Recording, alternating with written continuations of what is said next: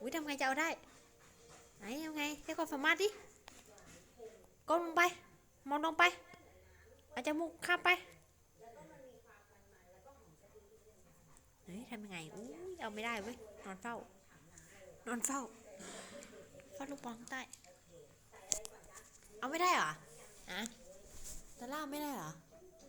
นะเท้าเขียนอ่ะอยู่ใกล้ๆเองไม่ได้อยู่ลึกเลย